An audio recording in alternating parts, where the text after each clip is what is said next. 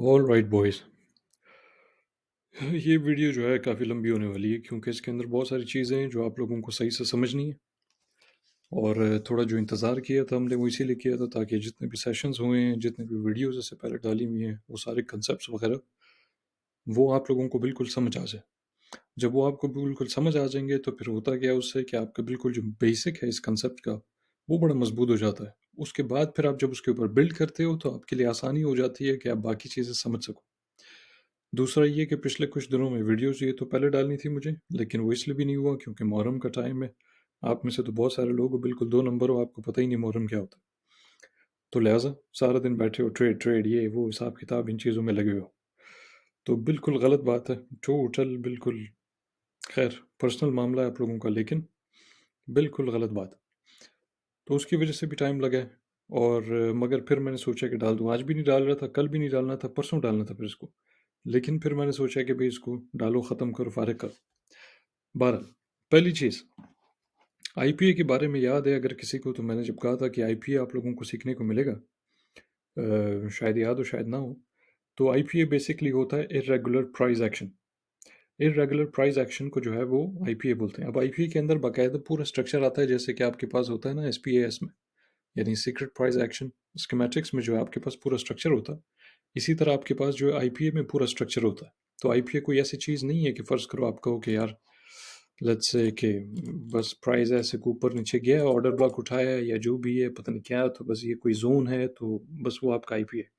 IPA आपका कोई zone shown नहीं है। आईपीए पूरा स्ट्रक्चर को बोलते हैं।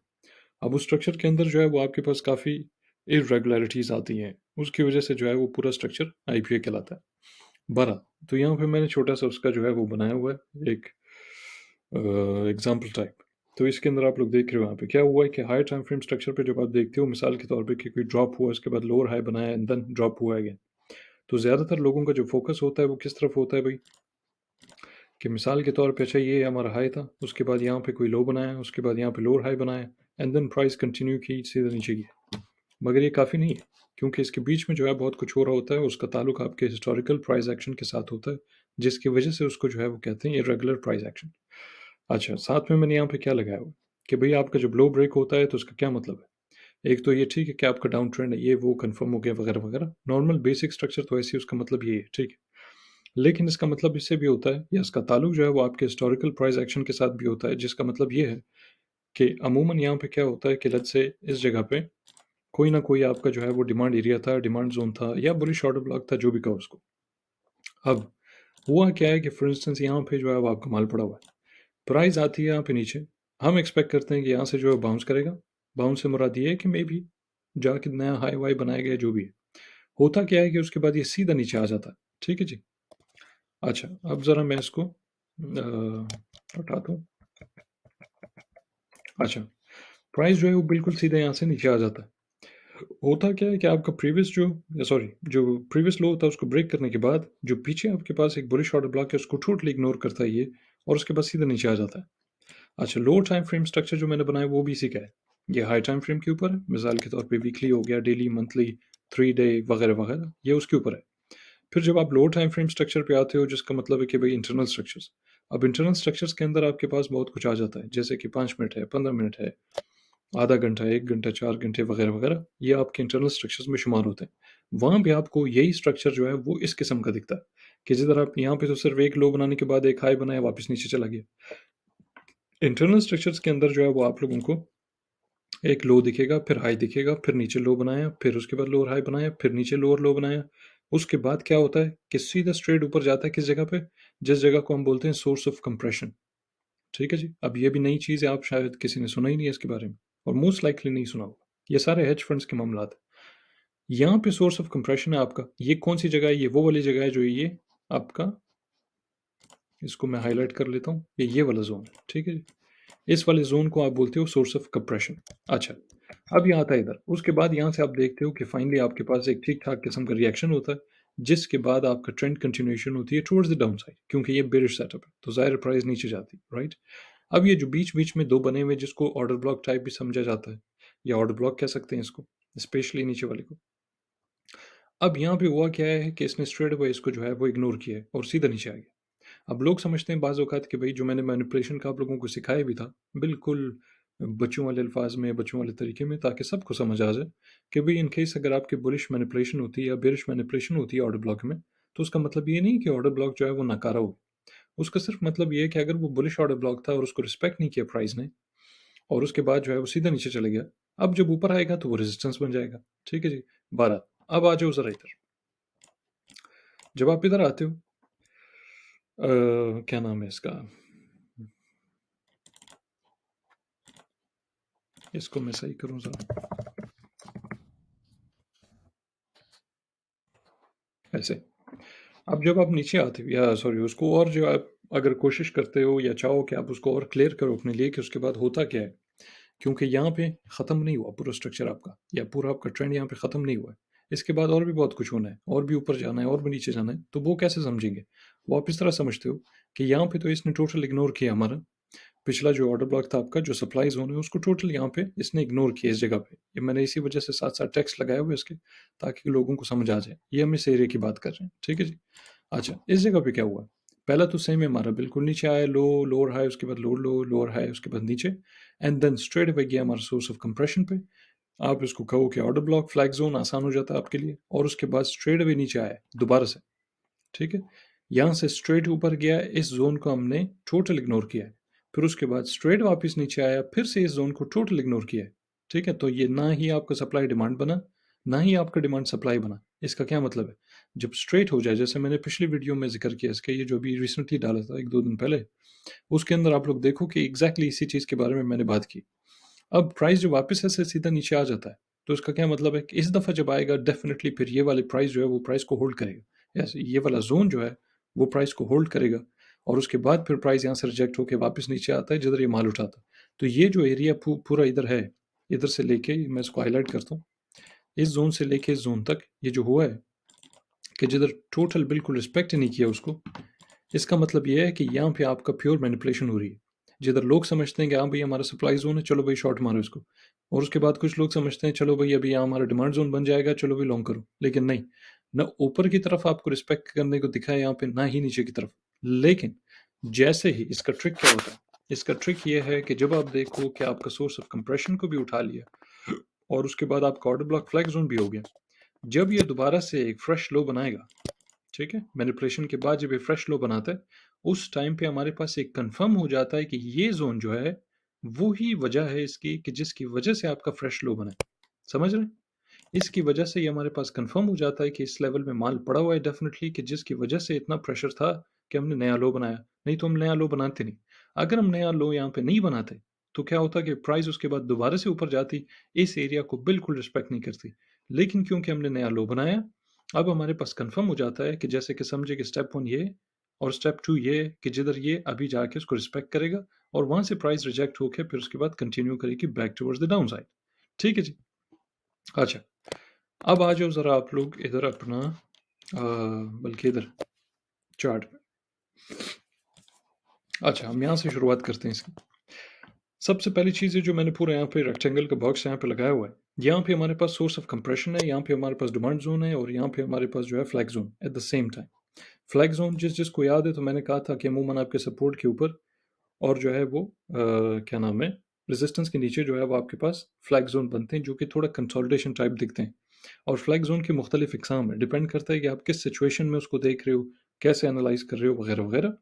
उस हिसाब से जो है आप उसको ढूँढते हो। अच्छा, अब उसके बाद क्या हुआ है? यहाँ पे काफ़ी सारी चीज़ें तो मैं इसको स्टेप बाय स्टेप जो है वो कवर करूँगा आपके लिए, ताकि आप लोगों के पास काफ़ी टाइम हो, उसको समझो भी, वीडियो को नहीं समझो 2 बार 3 बार देख लो, ताकि सारी चीज़ें आपको समझ आ जाए। अच्छा, अब ये वाला जो मैंने यहाँ पे टेक्स्ट लगाया हुआ है इसका ताल्लुक उस चीज़ से जो आगे हम कवर करेंगे, जो आगे चार्ट पे आएगा। ये प्रीवियस फ्लैग ज़ोन है जैसे मैंने बताया, साथ में हमारे पास ऑर्डर ब्लॉक्स है और उसके बाद सोर्स ऑफ कंप्रेशन है। इस चीज़ को जो है उसका ताल्लुक आगे वाले के साथ है। अब प्राइस आपके यहाँ से क्या होता है कि फॉर इंस्टेंस आपका ट्रेंड जो है वो शुरू हो गया। फ्लैग ज़ोन हो गया, ये वो सब कुछ हो गया राइट, और उसके बाद फिर आप जो है वो दोबारा ऊपर जाना शुरू होते हो। करते, करते, करते, करते आप आ गए हो भई अपने टॉप पे और उसके बाद जो है वो ऑल द वे डाउन। किस जगह पे आए हो? एग्ज़ैक्टली उसी जगह पे जिस जगह पे क्या था, आपके पास प्रीवियस फ्लैग ज़ोन है, जिसको प्राइस ने पहले भी होल्ड किया हुआ है और उसके बाद आपके पास उधर ऑर्डर ब्लॉक है, सोर्स ऑफ कंप्रेशन। अब आ जाओ इधर, एग्ज़ैक्टली वहीं पे। फिगर 1.1 जो मैंने यहाँ पे लिखा हुआ है, ये फिगर आप लोग ढूंढो, जब चार्ट पे देखते हो उसको तो आप लोगों को बड़ी आसानी से मिल जाएगा। इसको मैंने जहाँ जहाँ टैक्स लगाया है वो उसके साथ मैंने यहाँ पे उसके फिगर्स वगैरह भी लगाए हैं मेरे ख्याल से इधर आगे। यस, तो ये वाला राइट।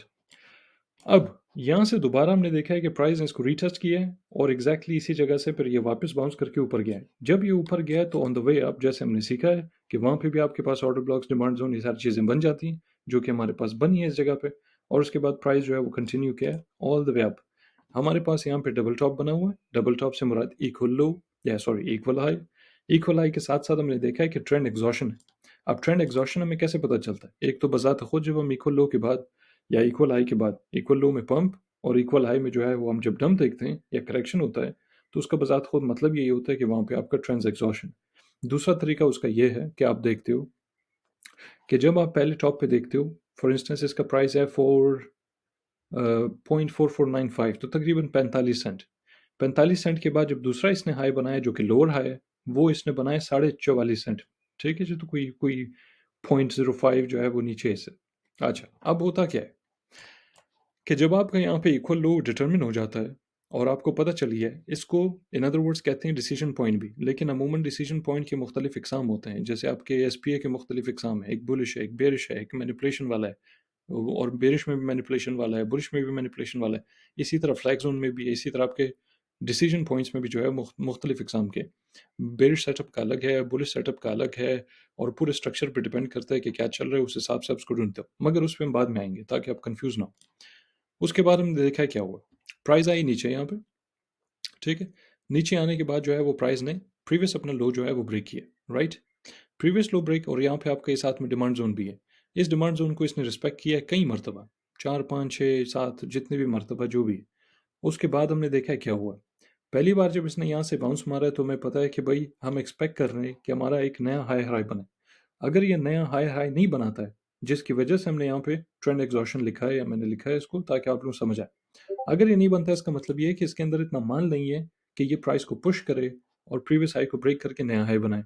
दूसरी बार हमने देखा है कि यहाँ पे जब फिर से आया है तो इसका बाउंस और छोटा हो गया। इसका क्या मतलब है कि इसके अंदर और ज्यादा माल इतना नहीं पड़ा हो। अब अब यही चीज दोबारा से आगे ले लो इसको, मगर इसको कन्वर्ट कर इन्वर्स कर लो। यहाँ पे आपका डिमांड जोन था, प्रीवियस लो ब्रेक होने के बाद जब दोबारा आके यहाँ पे इस जोन को रीटेस्ट किया इसने, क्या बोलते हैं इसको कि भाई आपके पास जो है वो कंफर्म हो गया flag zone plus order block right below resistance. क्यों? ये आपका सपोर्ट था ना, पहले सपोर्ट के बाद ये नीचे रेजिस्टेंस है। ये जो पूरा डब्बा है इधर इस जगह पे फ्लैग जोन, साथ में यहाँ पे आपके पास माल पड़ा हुआ है। ठीक है जी, दोनों का जैसे हमने सुना इससे पहले और समझाया और हमने जो भी स्टडी की है उस हिसाब से हमारे पास इम्बैलेंस भी है, फिर हमारे पास फ्लैग जोन भी है, और फिर हमारे पास यहाँ पे ऑर्डर ब्लॉक भी है। ठीक है जी। अच्छा, उसके बाद होता क्या है कि प्राइस जो है वो आपकी नीचे यहाँ पे रीचेस किया एक दो बार, प्राइस को उसने होल्ड किया, ये कंफर्म कर देता है कि हमारा फ्लैग जोन और ऑर्डर ब्लॉक जो है वो दोनों सही है। उसके बाद प्राइस आई नीचे, टक टक टक साइडवेज वगैरह वगैरह करते करते जो है वो प्राइस दोबारा गई उसी जोन में, फिर से हमने रिजेक्ट हुआ है यहाँ पे। और उसके बाद यही चीज़ जो इधर हुआ है एग्जैक्टली वही काम यहाँ पे हुआ है। कैसे हुआ है कि यहाँ पे अगर गौर से देखो क्या था, डिमांड जोन पहले बाउंस किया, लोअर हाई बनाया लेकिन काफ़ी ऊपर गया। दूसरी बार जब बाउंस किया तो बहुत छोटा सा बाउंस किया इसने। ठीक है जी, इसका क्या मतलब है कि माल आपका तकरीबन ख़त्म हो गया वहाँ से, और उसी वजह से हम फिर एक्सपेक्ट कर सकते हैं कि भाई हमारा ऑर्डर ब्लॉक जो भी है उसमें माल ख़त्म, और उसके बाद हमने ब्रेक करके सीधा नीचे जाना है। एग्जैक्टली वही काम यहाँ पे हुआ है। 2 3 मरतबा यहाँ पे हमने टेस्ट किया, प्राइस को इसने होल्ड किया, प्रेशर था, और उसके बाद दोबारा से जब इधर आया तो हमने देखा है कि पहला हमारा बाउंस या पहले रिजेक्शन वहाँ पे थोड़ा ज़्यादा ये निस्बतन ड्रॉप किया। दूसरी बार जब आया तो बहुत कम इसने ड्रॉप किया, एंड देन उसके बाद सीधा ब्रेक करके ऊपर चला गया, राइट। अगर इसी को मैं एक्सटेंड कर दूँ तो आप देखते हो कि ये एरिया आपका जो है दोबारा से क्या हुआ, पहले एक किस्म का सप्लाई जोन था, अब ये आपका जो है वो क्या बन गया ऑटोमेटिकली, जहन में आया किसी के? अब ये आपका डिमांड जोन बन गया। पहले सप्लाई जोन था, ब्रेक करने के बाद रीटेस्ट पे आया तो ये आपका जो है वो डिमांड जोन बन गया, राइट। मगर इसको हम जो है वो छोड़ देते हैं यहाँ तक। अच्छा, उसके बाद आ जाओ आप, क्या आगे क्या हुआ। दोबारा से हमारे पास यहाँ पे जो है वो क्या बना है, एग्जैक्टली वही काम हुआ है जो पीछे हुआ है। अच्छा, पीछे क्या हुआ था ताकि गौर से देख लो इसको। यहाँ पे आपके पास जो है वो डबल टॉप बना है जिसको हम इक्वल लो बोलते हैं या इक्वल आई बोलते हैं, और यहाँ पे दोबारा से हमारे पास जो है वो इक्वल आई बना है। ये आपका डिसीजन पॉइंट। ठीक है जी। डिसीजन पॉइंट के बाद आपने देखा है कि दोबारा से आपका क्या हुआ है कि प्राइस ने जो है वो रिजेक्ट हुआ है यहाँ पे, straight away impulsive drop. Impulsive drop के दौरान जो है वो यहाँ पे क्या हुआ है, डिमांड जोन है आपका, लेकिन डिमांड जोन को बिल्कुल रिस्पेक्ट नहीं किया।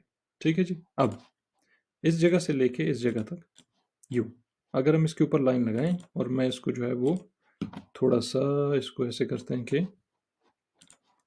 थोड़ा सा इसको गाढ़ा करते हैं ताकि दिख जाए सबको, राइट। अब दिख रहा है आप लोगों को, ये डिमांड जोन था आपका। इस डिमांड जोन के बाद क्या हुआ, प्राइस ऊपर गई है, डिमांड जोन बना है, सीधा नीचे आया, बिल्कुल रिस्पेक्ट नहीं किया इसको। लेकिन उसके बाद क्या हुआ, जब लो बनाया इसने, लो बनाने के बाद हमारे पास एक कंफर्म हो गया है कि भाई यहाँ पे आपके पास ठीक ठाक किस्म का माल पड़ा हुआ है कि जिसकी वजह से यहाँ पे आपको मैनिपुलेट करके या प्राइस इंपल्सिव ड्रॉप किए बगैर इसके उसको रिस्पेक्ट करे, दोबारा से ऊपर आया बिल्कुल वैसे जैसे पीछे हुआ है, और उसके बाद यहाँ पे रिजेक्ट हो गया, जो हम एक्सपेक्ट कर सकते थे कि यहाँ पे डेफिनेटली ये काम हो सकता है, और उसके बाद यहाँ पे रिजेक्ट हुआ, राइट। अब मैं ज़रा इसको हटा देता हूँ ताकि बाकी हमारे पास क्लियर हो जाए। तो ये डिमांड जोन जो है वो आपका नाकारा नहीं है कि भाई ये तो किसी काम का नहीं है, नो। और जो लोग रोते हैं इस बात पे, जो मैंने देखा है बहुत सारे लोगों को, तो इस बात पे रोने वाला जो है वो कोई बाइस नहीं बनता है कि आप उसके ऊपर रो। सिर्फ ये है कि आप उसको ये देखो कि भाई अगर वो रिस्पेक्ट नहीं कर रहा उसको, तो इसका क्या मतलब है कि आपका डेफिनेटली सप्लाई जोन जो है वो डिमांड जोन बनने वाला है। अगर डिमांड जोन है तो वो सप्लाई जोन बनने वाला है। In this case demand zone है, रिस्पेक्ट नहीं किया मगर वापस आया एग्जैक्टली उसी लेवल से हूबहू रिजेक्ट हुए। अब अगर आप कहो कि यार ये कोई रिटेल का रेजिस्टेंस है, ये वो, नहीं, इसका कोई ताल्लुक ही नहीं। क्यों? रिटेल का रेजिस्टेंस इस जगह पे लगता ही नहीं। रिटेल इधर लगाएगा रेजिस्टेंस या बिल्कुल ऊपर लगाएगा, तो रिटेल का रेजिस्टेंस तो यहाँ बीच में तो लगता ही नहीं, कोई तुक ही नहीं बनता। ठीक है जी। तो इसका ताल्लुक इससे नहीं, इसका ताल्लुक है प्योर आपकी लिक्विडिटी के साथ। तो आपने अपना फोकस उसी के ऊपर रखना है ताकि आप लोग जो है वो बिल्कुल ऑफ ट्रैक ना हो। उसके बाद क्या हुआ है भाई, रिजेक्शन हुई है इसके एग्जैक्टली उसी एरिया पे। मैं इसको खींच लेता हूँ ऐसे हमारे डिमांड जोन में, जो सप्लाई जोन बन गया, और उसके बाद आप वापस नीचे आए और डस। ठीक है जी। अब ये वो वाला एरिया है कि जिधर हमारे पास दोबारा से क्या नाम है इसका, क्या कहते हैं इसको, हमारे पास फ्लैग जोन भी बना है, द सेम टाइम हमारे पास यहाँ पे इक्वल लोज भी बने हैं कि जिसके बाद से हमारा ट्रेंड यहाँ पे शुरू हुआ है। तो यहाँ पे अनदर डिमांड जोन है आपके पास। क्यों? आपका जो पूरा, अगर इसको थोड़ा सा रिफाइन किया जाए तो आप लोगों को बेहतर पता चलेगा कि हमारे पास उसके बाद इंपल्सिव मूव भी आया, और यहाँ पे साथ में हमारे पास राइट बिलो द रेजिस्टेंस आपके पास जो है वो एक फ्लैग जोन भी बना हुआ। उसके बाद इसी को मैंने खींचा आगे। अगर आप देखो यहाँ पे तो कई मरतबा इसको सपोर्ट मिला है यहाँ पे, बिल्कुल एग्जैक्ट पिन पॉइंट, 1 2 3 4 5 6 7 8 वगैरह 9 10, कई मरतबा 11 12 13 14 वगैरह वगैरह 20 25 बार तो इसको इसी जगह पे जो है वो सपोर्ट मिला। अच्छा, एक और चीज़ ये कि मैं इससे पहले कि आगे जाऊँ, जब हमने अपना डिमांड जोन यहाँ पे जो डिमांड जोन जिसको हमने बिल्कुल रिस्पेक्ट नहीं किया, और उसके बाद प्राइस ने यहाँ पे कंफर्म किया हमारे लिए कि हाँ भाई अभी ये सप्लाई जोन बन चुका है, उसके बाद प्राइस नीचे आई है, 2 मरतबा इसको कंफर्म किया, जिधर हमारे पास ऑर्डर ब्लॉक था हमारे पास जो है वो फ्लैग जोन है। सारा कवर कर रहा हूँ इसलिए ताकि स्टेप बाय स्टेप जिन लोगों को ये चीज़ें सख्त लगती है उनके लिए भी जो है वो आसान हो जाए। अच्छा, इसको ऊपर कर लेते हैं, इसको ऊपर ले आओ, इसको इधर ले आओ। अच्छा, उसके बाद करते करते हम आए प्रीवियस अपने डिमांड जोन में, यहाँ पे हमें 20-25 दफ़ा जो भी है हमें तकरीबन सपोर्ट मिला है, और उसके बाद क्या हुआ है कि डस प्राइस इसको ब्रेक करके जो है वो नीचे आ गई। अब अगर मैं इसको एक्सटेंड कर दूं ऐसे, तो यहाँ पे देखो क्या हुआ, इस एरिया तक इसके ऊपर मैं वर्टिकल लाइन लगाता हूँ ताकि हम उसको जो है वो सेपरेट कर लें। ये जो वर्टिकल लाइन लगाया हुआ है, इसके लेफ्ट साइड पे अगर देखा जाए सारा, तो ये आपका डिमांड जोन चल रहा था।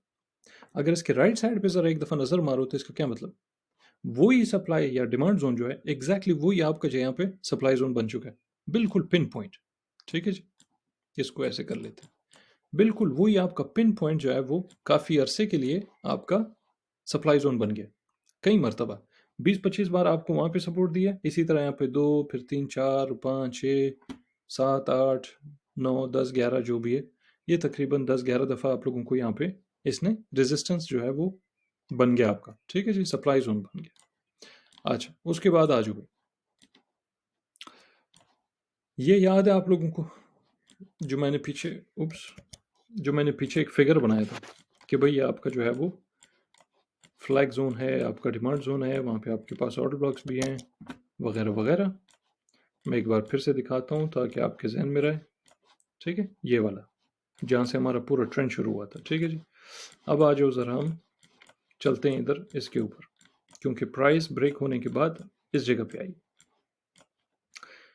ठीक है, पहले भी एक बार आई थी जो मैंने दिखाया था यहाँ पे, एक बार इसको देख लें ताकि आपको जो है वो याद रहे, इस जगह पे याद है।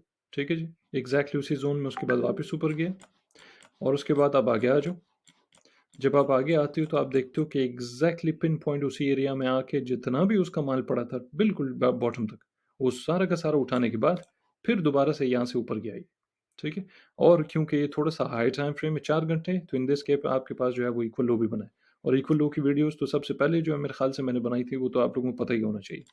अच्छा, एक और चीज़, जो पीछे यहाँ पे डिमांड जोन जो छोटा सा मैंने बनाया था फिगर का, साथ में मैंने यहाँ पे इसका हल्का फुल्का सा नन्ना मुन्ना जो रेक्टेंगल ये लाल वाला लगाया हुआ। ठीक है, अब ज़्यादा इंपॉर्टेंट नहीं है, मैं इसको एक बार डिलीट कर देता हूँ। वही जो है आपका डिमांड जोन यहाँ पे आपका सप्लाई जोन बन गया। ठीक है, इस जगह पे कि जिस जगह पे ये रिजेक्ट हुआ है। लेकिन एक और चीज़ भी है कि इसके साथ साथ अगर इसी को जाके देखा जाए आपके 3 मिनट के टाइम फ्रेम पे, 2 मिनट के टाइम फ्रेम पे, तो यहाँ पे आपके पास एक माइनर सा ऑर्डर ब्लॉक भी है, लेकिन वो बिल्कुल मैटर नहीं करता, क्योंकि आप जब 4 घंटे पे देख रहे हो कि आपके पास 4 घंटे पे जो है वो डिमांड जोन सप्लाई जोन बन गया है, तो फिर आपके पास वो 3 मिनट वाला ऑर्डर ब्लॉक जो है वो बिल्कुल, चाहे वो बेरिश ऑर्डर ब्लॉक हो या बुलिश ऑर्डर ब्लॉक हो, वो बिल्कुल मैटर नहीं करता, क्योंकि वो रिप्लेस हो जाता है बड़े टाइम फ्रेम से। ठीक है जी, तो ये सिर्फ समझाने के लिए मैंने किया है, बाकी उसको आप लोग बिल्कुल इग्नोर करो। अच्छा, एडिशनली उसके साथ मैंने यहाँ पे लिखा है कि आप लोग जो है वो अपना डिमांड जोन जो डिमांड सप्लाई में बनाया वो इसको आप लोग फिगर 1.1 में देख सकते हो। फिगर 1.1 बिल्कुल लेफ्ट साइड पे जो बड़ा मैंने बनाया था पूरा, ये आप देख सकते हो इस जगह पे। ठीक है जी। अच्छा, उसके बाद क्या हुआ है भाई, प्राइस वापस यहाँ से ऊपर ऊपर ऊपर स्ट्रेट वही गया सप्लाई जोन दोबारा से जो डिमांड जोन था आपका, और उसके बाद बैक डाउन अगेन, कंटिन्यूएशन हुई है सिर्फ ये आपकी, जो कि आपका फिगर 1.1 है। इस चीज़ को गौर से समझें, जो फिगर 1.1 है वो तो यहाँ तक ख़त्म हो गया था, लेकिन अगर इसी को आप लोग यूँ एक्सटेंड कर दो, ठीक है जी, तो क्या होता है यहाँ पे कि ये जो बीच में बन जाता है ना आपका ये, मैं इसको ज़रा ऐसे करता हूँ कि किधर है हमारे पास, हाईलाइट करते हैं इसको। ठीक है, ये जो जोन आपके पास बना है, जोन नहीं मतलब जो अ, जो विक मारा है इसने, ठीक है, ये विक मारने के बाद स्ट्रेट वापस नीचे आ गया। ये जो यहाँ पे हुआ है, तो इसको बिल्कुल वही चीज़ समझे जो हमारे पास ऑर्डर ब्लॉक्स में मूवमेंट जो मैनिपुलेशन होता है। क्यों, हमें कैसे पता है कि ये मैनिपुलेशन है? वो इन दिस केस कि पहले यहाँ पे रिजेक्ट हुआ, फिर नीचे गया, फिर उसके बाद जब यहाँ पे आया इसको बिल्कुल रिस्पेक्ट किया ही नहीं और स्ट्रेट ऊपर गया। अब नीचे आया दोबारा से, उसी लेवल से फिर रिजेक्ट हो गया, फिर दोबारा से रिजेक्ट हुआ। टोटल 3 बार रिजेक्ट हुआ है। 1, 2, 3। जब ये 3 बार रिजेक्ट यहाँ पे हुआ है तो हमें अंदाज़ा हो जाता है, हमें पता चल जाता है कि ये वैलिड लेवल है। ये लेवल आपके लिए वैलिड है और ये चल रहा है आगे भी, बिल्कुल वैसे ही जैसे 2 पीछे चल रहे थे, इसी तरह ये भी चल रहा है। ठीक है जी? तो जब दोनों को अगर मैं मिला दूँ, तो फिर आप देखते हो कि आगे एग्ज़ैक्टली वही लेवल आपका बिल्कुल सपोर्ट के तौर पे काम कर रहा है, जो कि आपका बेरिश या बुलिश ऑर्डर ब्लॉक था, वो बेरिश ऑर्डर ब्लॉक में तब्दील हुआ है, यानी डिमांड सप्लाई में बदल गया, और उसके बाद दोबारा से आपका जो है वो सप्लाई डिमांड में बदल गया। ठीक है? इसीलिए मैंने यहाँ पे लिखा है कि कंटिन्यूएशन ऑफ फिगर 1.1। इसके बाद आप आगे आ जाओ, यहाँ पे आपका पूरा जो प्राइस एक्शन चल रहा है। अब तरीका क्या है कि आप लोगों ने इर्रेगुलर जो है वो आईपीए देख लिया, उसकी एक मिसाल है, काफ़ी सारी मिसालें उसकी हम कोशिश करेंगे कि उसको कवर करें। इस महीने में बहुत सारा कुछ है जो कि बड़ा, एक तो दिमाग खप जाता है इंसान का, ऊपर से उसको समझाना बड़ा मुश्किल है। तीसरा ये कि आप लोगों के पास इतना टाइम हो कि आप लोग उसको जो है वो समझो भी, उसके ऊपर प्रैक्टिस करो, आप लोग उसके ऊपर चार्ट्स डालो। ख़ास तौर पे ये जो आप लोगों ने अभी सीखा है इस वीडियो में, बाकी जो भी सीखा वो सब छोड़ दो, वो सीख लिया सही है, उसको साइड पे करो। हमारे पास और टाइम ज़्यादा नहीं है कि हम उन चीज़ों के ऊपर फोकस करें। तो ये जो 1 महीना बाकी है, इसके ऊपर आप लोगों ने इन्हीं चीज़ों के ऊपर फोकस करना है जो इस महीने की वीडियोज़ आप लोगों को मिलेंगी। इस महीने से मुराद ये है कि अगस्त तकरीबन, तो 1-2 दिन बाकी है अगस्त आने वाला। अगस्त की जितनी भी वीडियोज़ हैं, इसके समेत, इसके ऊपर आप लोगों ने अपनी पूरी एनालिसिस करनी है, चार्ट्स इसके ऊपर आपने डालने हैं, ताकि आपको पूरा को पूरा market structure A to Z, price action, हर चीज़ समझ आ जाए कि भाई आगे क्या होगा, पीछे क्या हुआ है, वगैरह वगैरह, ये वो मैनिपुलेशन क्या है, ऑर्डर ब्लॉक्स क्या है, आईपीए क्या है, इरेगुलर प्राइस एक्शन क्या चीज़ है, ये क्या है। अभी तो काफ़ी सी सारी चीज़ें और भी बाकी हैं, मुख्तलिफ कंसेप्ट हैं जो कि आप लोगों को समझानी है। तो मैं तो अपनी तरफ से पूरी कोशिश करूंगा कि मैं उसको जो 1 ही महीने के अंदर कवर करूं, ताकि आप लोगों के पास भी टाइम रहे कि आप उसके ऊपर प्रैक्टिस करो, और उसके बाद इंशाल्लाह देखते हैं कि क्या होता है। ठीक है जी? तो लिहाजा इसके ऊपर चार्ट डालना शुरू करें। और मेहरबानी करके जो लोग फेसबुक पे डालते हो चार्ट वार्ट, तो फेसबुक पे जब डालते हो तो ऐसा नहीं करो जैसे मैंने लिखा है, ये लोग आप ऐसा नहीं करो कि बस सब कुछ भर दिए उधर, ये लिखा हुआ है कि ये एस पी है, फलाना है, ये है, वो है, हाई लो वगैरह, इस तरह की कुशराइयाँ मत करो। क्यों, फ़ायदा क्या है उसका? तो जो लोग यहाँ पे मुफ्त में पैसे दे रहे हैं, वो पैसे किस बात के दे रहे हैं? वो तो जाके बैठ जाए वो फेसबुक पे, वही देख ले वो लोग चार्ट चार्ट। तो सिर्फ और सिर्फ नेकेड चार्ट डालो, साथ में बस लिख दो कि आपका रिजल्ट क्या है, अभी आपने क्या किया, ट्रेड किया, अच्छा भाई क्या किया, या फिर ये लिख दो कि एसपी है, बस। ज़रूरी नहीं है कि उधर लिखो हाई और लो फलां ढिमका, तो नहीं तो फ़ायदा क्या उसका? हाँ, डिस्कॉर्ड पे डालते हो अलग बात है। तो बाकी फेसबुक पे बिल्कुल चार्ट डालें, ट्विटर पे डालें, इधर-उधर डालें, लेकिन उसके ऊपर अपना डिटेल मत भरो मेहरबानी करके। तो मैंने तो बहुत सारे 100 150 तो मैंने पोस्ट जो है वो डिक्लाइन किए हैं कि इसी वजह से कि वो डिटेल खामखा डालते रहते हैं। ठीक है जी? ऑलराइट।